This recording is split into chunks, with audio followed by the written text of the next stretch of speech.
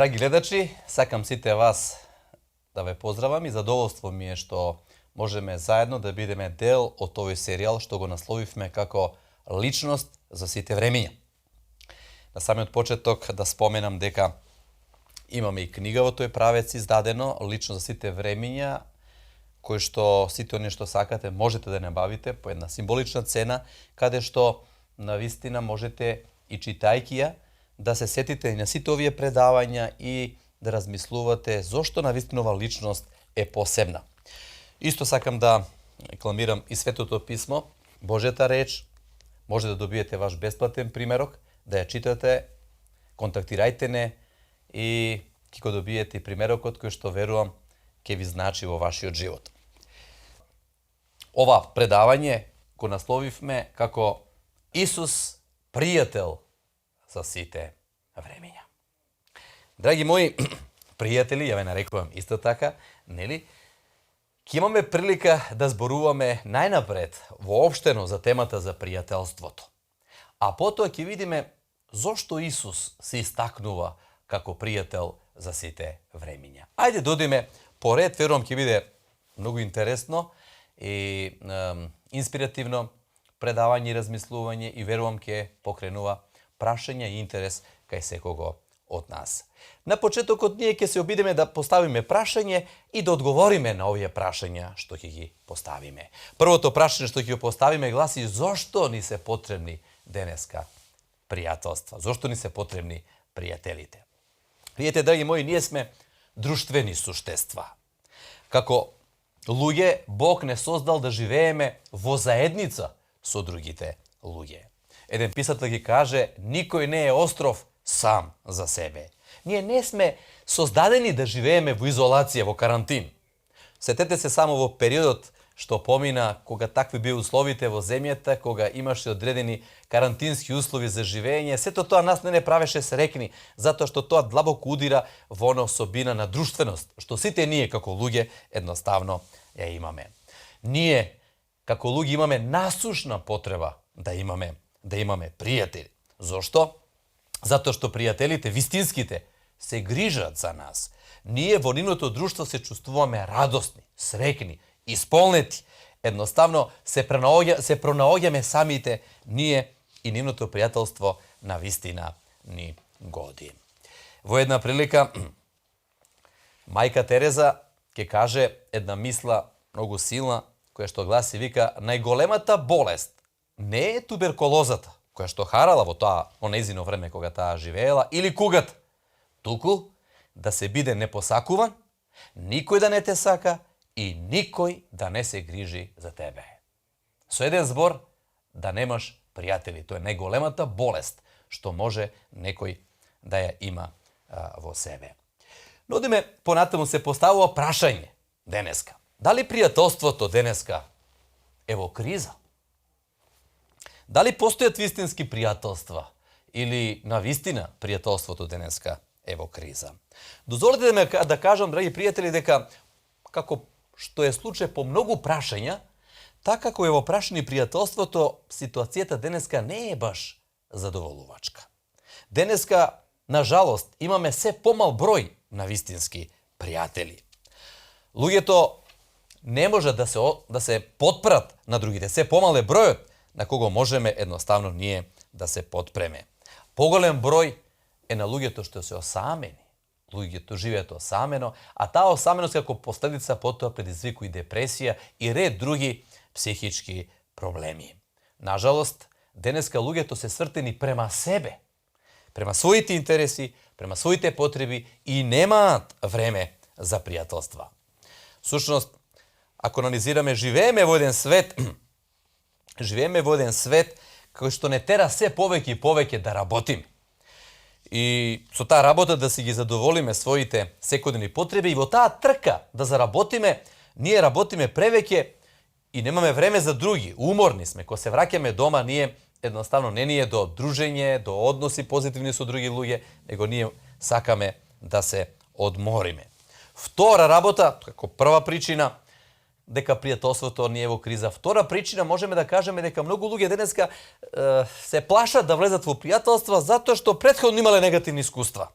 Предходно биле повредени од своите пријатели со голема резерва вклопуваат, склучуваат нови пријателства. А трета работа е тоа што денеска се повеќе и повеќе постојат така наречени пријателства од интерес. Обично луѓето кои имаат интерес од некого, кои имаат потреба, едноставно влегуваат во тие пријателства и сето тоа не е на вистинска и основи поставено и затоа пријателството како такво доживува криза. И нормално едно прашање што се поставува во овој правец е каде лежи суштинскиот проблем зошто тоа е така. Мора да постои некој проблем зошто таа ситуација е таква. Светото писмо, авторитетната реч Божја, која што дава одговор за многу прашања, нашиот практичен живот одговара и по ова прашање. Јас тука во самиот кајрон, во ова презентација, напишав два пророштва, кои што се опишани во Светото писмо и што се тесно поврзани со суштинскиот проблем за пријателствата. Најнапред, и двата се во Новиот Завет, во прва Тимотија, кога го опишува времето во кое што живееме, Бог преку апостол Павле вели луѓето во последно време, помеѓу останатото, ќе бидат само живи. Викам, ова го знај, дека во последните денови ќе настапат времиња тешки, зашто луѓето ќе бидат, и сега реди на цела листа на карактерни негативни особини што луѓето ќе ги имаат, а прва меѓу нив вика само живи. Ќе живеат сами за себе. Се постава прашање, како да градиме ние пријателства кога јас живеам само за себе? Тоа е еден основен проблем зошто тоа е така. И втора работа е едно пророштво што Исус го дава во Матеј 24 глава 12 стих, кога вели како што беззаконието ќе расте, љубовта меѓу луѓето ќе биде се помала и помала. Ќе биде студена, ладна. А љубовта е клjuč да се има добро пријателство. А кога љубовта ќе биде загрозена, тогаш едноставно доаѓа до проблеми до тоа. Во суштина, луѓето се тргаат од Бога, од суштинскиот извор. И затоа такви односи имаат и едни со други. И затоа таква ситуацијата е таква каква што е, и затоа е таков проблемот како што денеска ние го имаме. Но се поставува прашање сега, во една таква констелација на работите, треба ли да вложиме во пријателството? Ако пријателството е во криза, ако има суштински проблем, ако гледаме ситуацијата е таква каква што е, треба ли да вложиме во пријателството?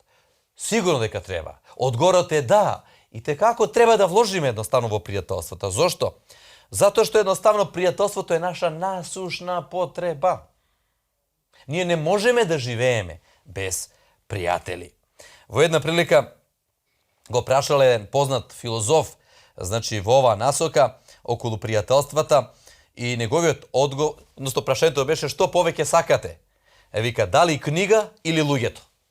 Тој рече и едното и другото имаат голема вредност. И како денеска нажалост луѓето помалку читаат и во таква состојба се какви што се.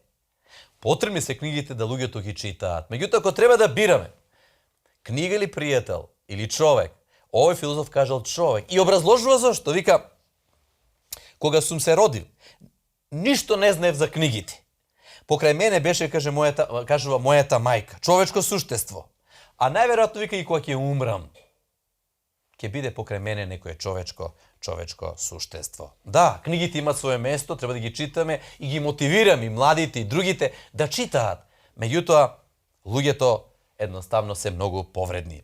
Еврејскиот Талмуд, светата книга за евреите, во 5 збора ја истакнува вредност и важноста на пријателите, кога вели: дај ми пријател или смрт.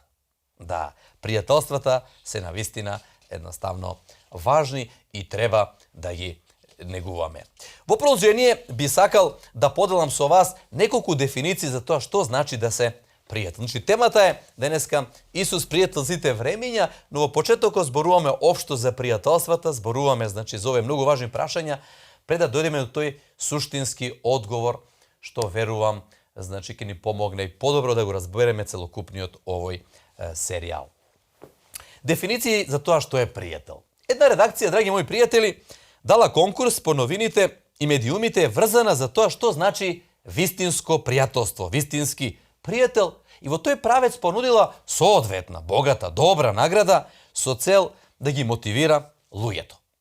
И луѓето кога слушнале за една таква активност, тогаш почнале да пишуваат дефиниции за тоа што е пријател и да ги испраќаат до таа редакција. Јас во продолжение би сакал да ви спомнам десетици дефиниции за тоа што е пријател, а на крајот да ја спомнам дефиницијата која што тогаш во таа прилика го добила приматот како најдобра дефиниција за тоа што е пријател. Еве ќе ги спомнам.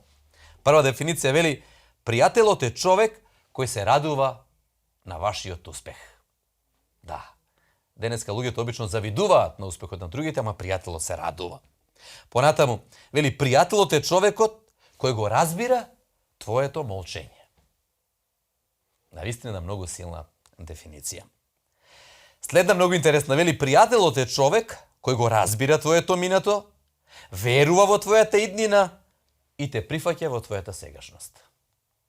Фантастична дефиниција за тоа што е пријател. Следна, пријателите ја создават среќата, а несреќата е тест за пријателството. Една многу интересна следна дефиниција вели: лошиот пријател е како сенка. Кога денот е сончев, не можеш да се ослободиш од него. Меѓутоа, кога денот е мрачен, не можеш да го најдеш. Многу интересна практична дефиниција. Шеста, пријателот е човек на кого можеш да му кажеш се. Седма, пријателот е човек кој ти ја кажува вистината, ма со длабока љубов во твоето лице. Следно, вели: да најдеш верен пријател е исто како да си пронашол богатство. Една многу интересна, инспиративна дефиниција следна, вели: сметајте ја староста преку бројот на пријателите, а не преку годините. Понатаму, пријателите се како снегулки, секој од нив е посебен. Пријателите треба да се стекнат пред да бидат потребни. Сега една многу интересна и сеопфатна дефиниција, вели: добрите пријатели тешко се наоѓаат, уште потешко се губат, ама невозможно е да бидат заборавени. Пријателството не е голема работа, туку милион мали. И сега многу интересна дефиниција. Полесно е да му простиш на непријателот, отколку на пријателот. Уште една дефиниција. Јазикот на пријателството не е составен од зборови, туку од разбирање. Фантастични 14-15 дефиниции спомнавме. Меѓутоа, дефиницијата која што ја го освои главната награда во таа прилика била следната. Пријателот е човек кој останува кога сите други си заминуваат. Навистина прекрасна дефиниција. Секој од посочените дефиниции имаат своја вредност, имаат своје значење, своја убавина. Но ете, таа редакција одлучила да оваа дефиниција ја прифати како победничка, значи во таа конкуренција. Сакам да поделам еден вистински настан, исто така, што за мене беше важен, интересен, кога ја подготвував оваа тема, а потоа да одиме понатаму. Овој вистински настан се случува за време на Втората светска војна. Вие знаете, беше фрлена и атомска бомба во јапонските градови и навистина голем пустош се случило тогаш. Меѓутоа, некои работи, една ситуација е малку позната пред да беше фрлена таа атомска бомба, сакам да ја поделам со вас. Кога се размислувало каде да се фрли таа атомска бомба, од страна на американците, на повидок беа две решенија: Европа и Азија. Советот кој што требаше да ја донесе таа одлука, требаше да донесе едногласна одлука. Сите морале да гласат за едната работа. Еден да гласеше другачие, ќе се бираше второто решение. Во тој разговор Европа отпаднала затоа што Америка имаше своји сојузници. И предлогот беше Азија. Но тогаш се постави прашањето во кој град да биде фрлена таа бомба. Во опција биле два града: Хирошима и Кјото. Градот Кјото. Првобитен предлог беше градот Кјото. Предлогот се даде на гласење и скоро беше прифатен. Сите скоро подигна рака, освен еден, кој рече не.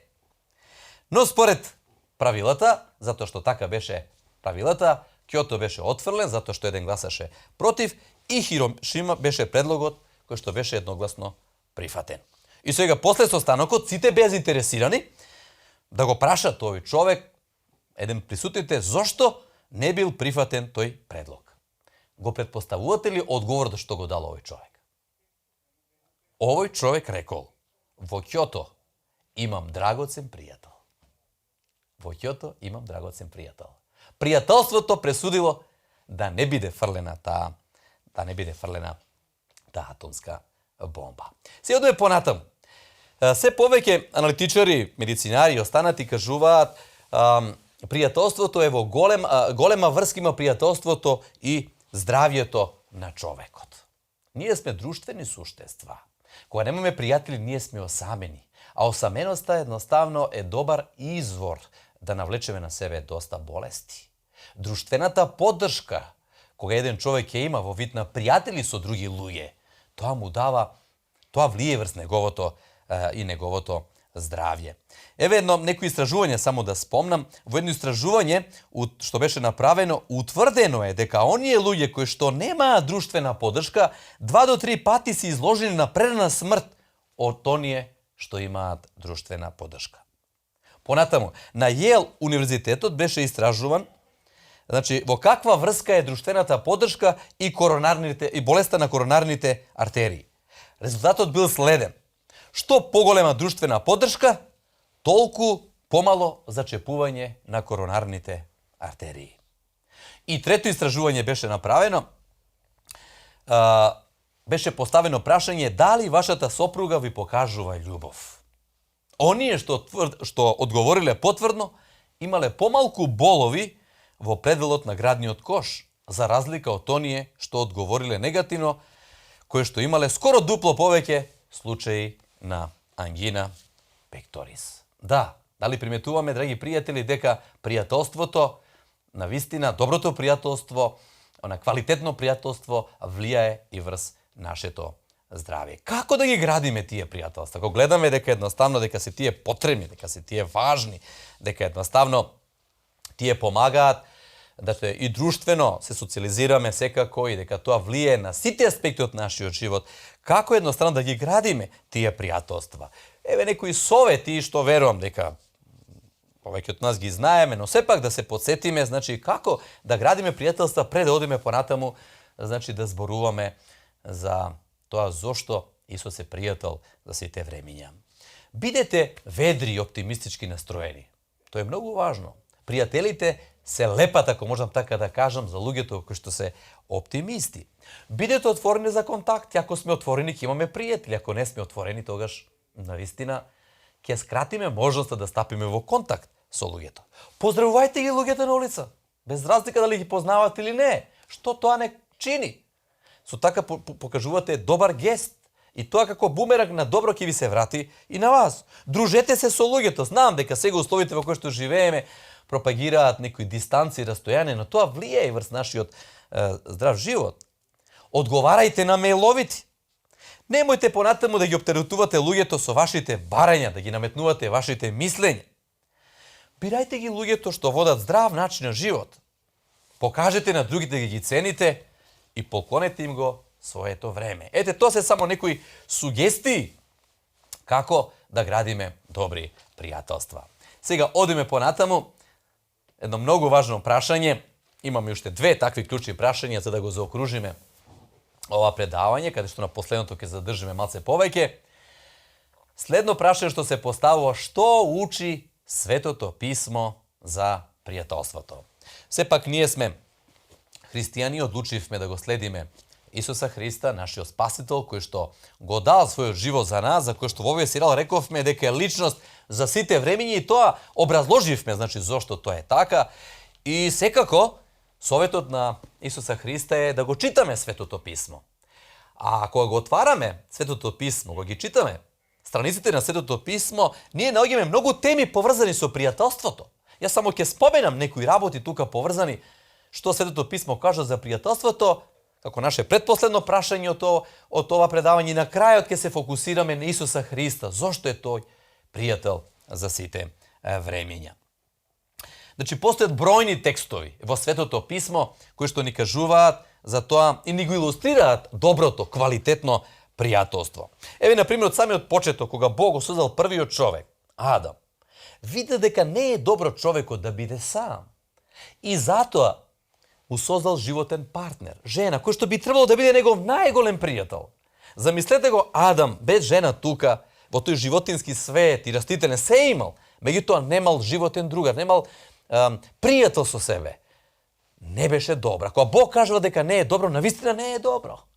Значи, првата слика што ја наоѓаме во Светото писмо е поврзана со пријателството. Првиот човек и првата жена. Намерно Господ најнапред го создал само Адам без Ева со намера да види колку му е потребна таа друштвена поддршка. Понатаму, кога ги читаме заповедите што Исус ги дал, двете најголеми, што се суштина на христијанството и во Библијата, вели првата е љуби го Бога со цело свое срце, душа, мисли, тело, ама втората вика е љуби го ближниот свој како самиот себе. Невозможно е пријателство без љубов. И гледајте, во суштината на христијанството е љубовта е основа за пријателство. Така да, Библијата многу јасно зборува за тоа едноставно колку е важно пријателството. Понатаму, трет аргумент.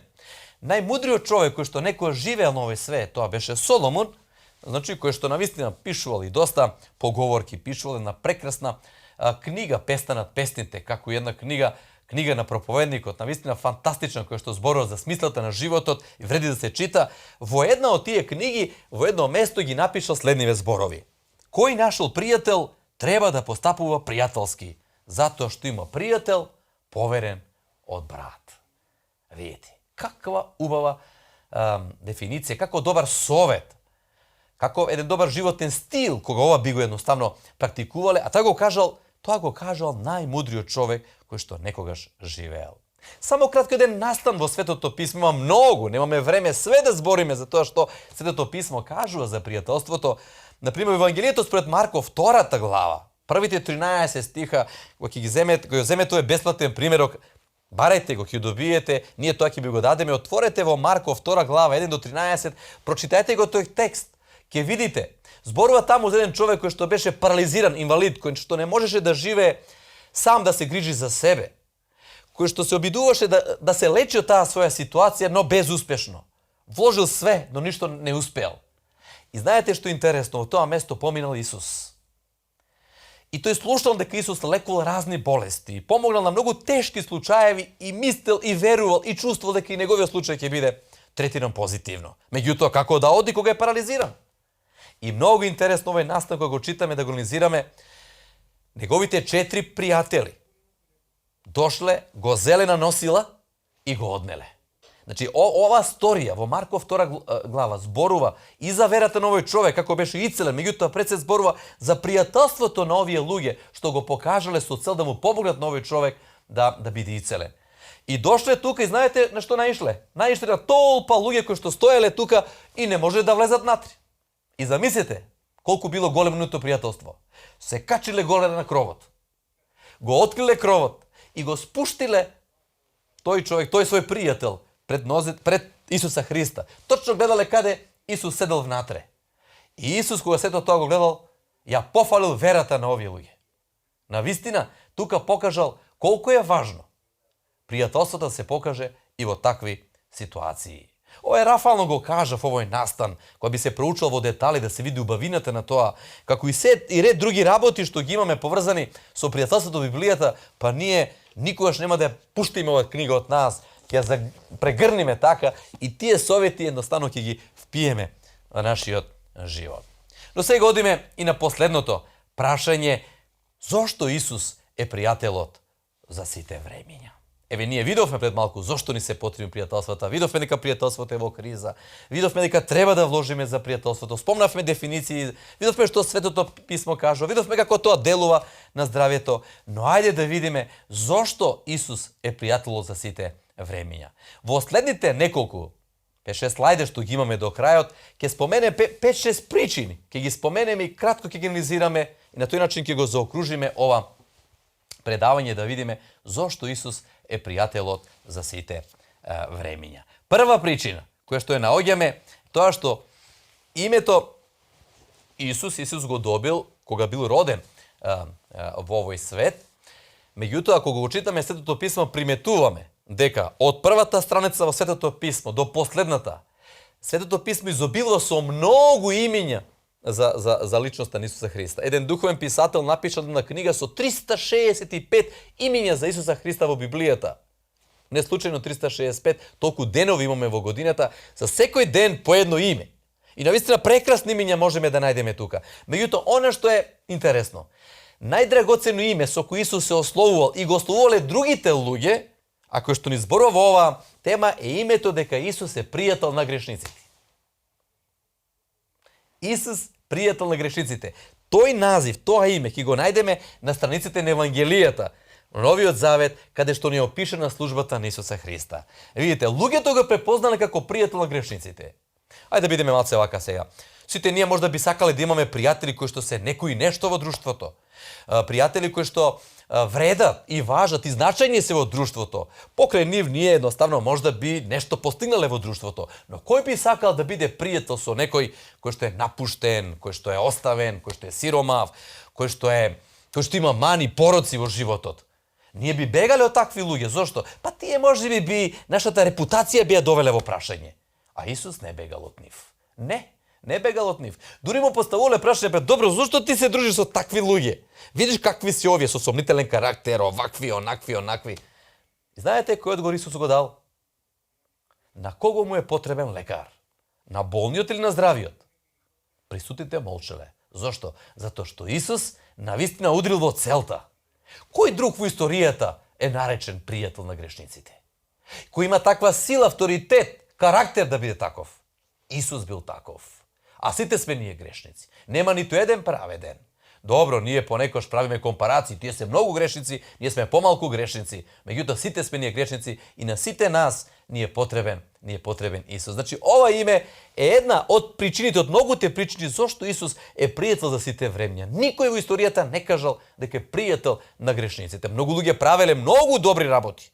И правеле навистина. Меѓутоа што Исус правел и како се однесувал, не може никој со него да се испореди. Понатаму, втора причина, споменеме 6 во овој правец. Исусовите постапки со луѓето што ги правел, во тоа не убедуваа дека Исус е пријател за сите времења. Ајде тоа да го образложиме, за да едноставно го разбереме. Често пати треба да ги читаме Евангелијата за да ова го разбереме. Затоа што го ги читаме Евангелијата, приметуваме дека Исус често пати се наоѓал таму каде што се наоѓале луѓето.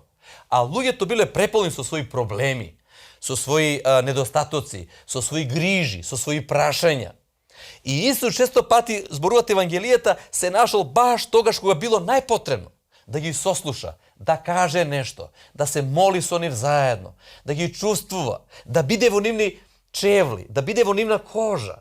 А тоа е највредно. Видите, кога сме во проблем, во неволја, потребен ни е пријател, не ни се потребни теории. Видите, Исус можел да седи од озгора, од небото, па да кажу инструкции како треба да се живее, како да се биде пријател и све. Меѓутоа, тој напуштил се тоа. Дошол во овој свет. Првиот здив, еден автор кажува, првиот здив што го дишал беше загадениот воздух кој што ние го дишиме. Да, Исус бил во шталата се родила, тука тако воздух имало, нели така? Исус бил во нашите чевли. Исус се дружил со таквите луѓе. Постапките негови кажуваат дека Исус навистина е пријател кој што ги сака луѓето.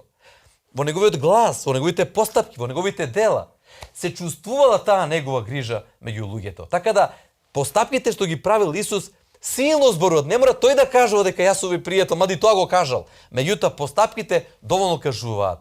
И уште еден момент, вика, таму каде што бил Исус била мноштво луѓе околу него. Како магнет Исус бил. Значи, навистина Исус ги привлекува луѓето, сите го барале. Зошто? Затоа што чувствувале топлина, љубов во неговиот однос, што се темел за пријателствата. Понатаму, трета работа. Исус е пријател за сите времења, затоа што исцелувањето на болните што ги правил, тоа го докажуваат.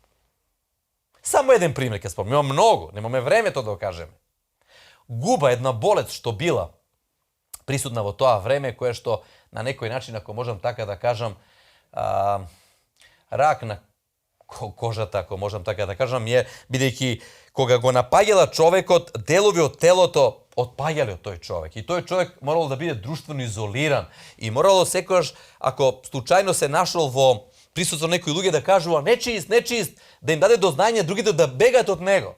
И таквите луѓе обично живееле надвор од останатиот свет. Bez razlika da li bil nekoj običan čovjek ili car, moral da se oceli od toga mesto zato što se verovalo da ta bila zarazna kako tako. Jedan izveštaj kaže kako Isus se dvižel vo jedno mesto, so jedna grupa na luge, naišao na jedna grupa gubavci. I ono što beše interesno, u toj moment site se razbegale. Site se razbegale. A Isus ostanal. Site se začudija ostanati gubavci, zašto Isus ostanala tije, a drugite se razbegale.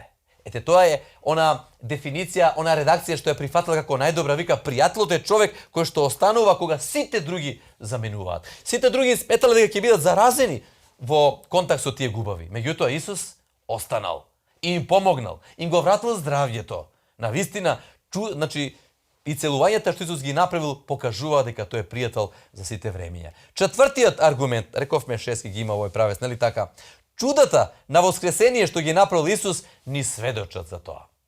Vidite, obično na pogreb se držat govori. I od tije govori se zboruva za toj čovjek i se zboruva za životu, za voskresenije to. Da, kako čovjek koji što se bavi s ova rabota su bil na mnogu pogrebi i su držal govori od svetata reč za vrednosti i vernosti na toj čovjek, kako i za njegova ta nadež što ima vo voskresenije to, kako što Isus voskresnal, tako i toj ke voskresne, znači zato što veroval vo nego, tako ne uči sveto to pismo. Međutim, jes može samo držam govor. Međutim, imame 3 izveštaji vo sveto to pismo, v Evangelijata, kada što Isus bil na pogreb. I vo svite ti izveštaji Isus ne držal govor, nego svite tije 3 izveštaji gi voskresnal luѓето. Voskresnal od 9 od 12 godini, voskresnal jedan mladić, točno godini ne znajeme, ne pišuva, i go voskresnal svojot prijatelj. Lazar. Ne li to znak na prijateljstva? Što kažuva to? Deka smrta bega od nego zato što je to život. A životot i ljubav što to je gajal prema tije luѓе i prema celiот свет е услов за добри пријателства. Така да Исусовите чуда на воскресение покажува дека Исус е пријател за сите времења. Петиот, предпоследна, значи аргумент зошто Исус е пријател за сите времења, значи што неговите молитви према оние што негативно биле настроени према него, тоа ни го кажуваат. Во една прилика постои прашање во една ситуација дали Исус имал непријатели. Размислете малце. И луѓето некои брзале одговориле, да, имале. Размислете полека, не брзајте. Исус немал непријатели. Другите луѓе во него гледале непријател. Jer пазите, ако ти имаш непријатели, тоа значи дека ти доведуваш ситуацијата да тоа непријателство се развива. Меѓутоа, ако другите гледат во тебе непријател, а ти не допринесуваш да бидеш непријател, тоа е сосема некоја друга работа. А како тој може да ни биде непријател, кога тој нас не создал, кога тој нас не одржува, кога тој нас не сака? И еве го примерот од Светото писмо. Кога бил во Гециманија, Гециманската градина, тука, кратко време пред да го фатат, да го однесат, да го осудат и да го распрат. Неговиот ученик Јуда го издал за 30 сребреника, за тоа зборевме пред некое предавање, и дал знак на оние војниците, оние што ќе го бакна, вика, тоа е Исус. И гледате сега реакцијата на Исуса кога се сретнал со Јуда. Замислите кои зборови му ги кажал. Пријателе, што бараш ти тука? А Исус не бил лицемер. Исус не правил лице. Тој не кажал пријателја во срцето да мислел дека Јуда му е непријател. Не. Исус се трудил 3,5 години да го врати Јуда од тој план што го имал. Го нарекол пријател. А пазите, издајниците, оне што ти издаваат, обично тие се најнегативно настроени, најнепријателски настроени према тебе. А каков бил односот на Исус према нив? Пријателе. И втор аргумент, во крстот, кога бил распнат, за тоа зборевме во претходното предавање, како Исус постапил? Оче, опрости им, не знаат што прават. Тие го распнуваат, а тој се моли за опростување. Кога дава совет за своите ученици во Матеј 5 глава, вели, молете се за вашите непријатели. Видите, тоа го прави Исус да биде пријател за сите времења. И на крај, последниот слайд во овој правец, зошто Исус е пријател за сите времења, затоа што дава такви изјави кои што со сигурност кажуваат дека тој е наш вистински пријател. Едно од тие што се моли за своите, за луѓето што го сметат за непријател, а ова изјава сакам на крајот да ја читам од Светото писмо, запишана во Евангелието според Јован, 15 глава и завршувам со ова од 13 до 15 текст. Од овај љубов нема поголема, да некој својата душа ја положи за своите пријатели. А кој својата душа, својот живот го положи за своите пријатели? Исус. Ја видите што вели сега 14 стих. Вие сте мои пријатели ако го правите она што сум го заповедал. Повеќе не ве нарекувам слуги. Повеќе не ве нарекувам слуги, зашто слугата не знае што работи господарот негов. Туку ве нарекувам пријатели. Господарот на семирот, господарот на животот, оне што држи во рацете све, сака да биде твој и мој пријател. Да, тоа е нешто што ние треба да ни биде голема привилегија и големо задоволство едноставно да го прифатиме. Неговите чуда што ги направил зборуваа дека тоа е пријател сите времења. И целувањата што ги направил зборува дека тоа е пријател сите времења. Воскресувањата што ги направил на тие луѓе покажува дека е тој пријател, нели така, сите времења. Постапките према луѓето, молитвите што ги упатувал, покажуваа дека навистина тој е пријател за сите времења. И тој не нарекува пријатели и сакаме да бидеме негови пријатели. Затоа, драги мои, на крајот сам Исус ве повикува да бидеме негови пријатели, да го запознаеме, да влеземе едноставно во тоа пријателство. Јас сум влегол во тоа пријателство и ги знам благословите и благодетите на тоа пријателство и среќен човек сум што го познавам како мој пријател. Тоа моје пријателство и го препорачувам да го имате со него, а тоа ќе го сетите кога навистина ќе дозволите Исус да биде ваш пријател. Ви благодарам што и денеска бевте дел од серијалот Личноста за сите времења. Ве поканувам и на следни наши дружења.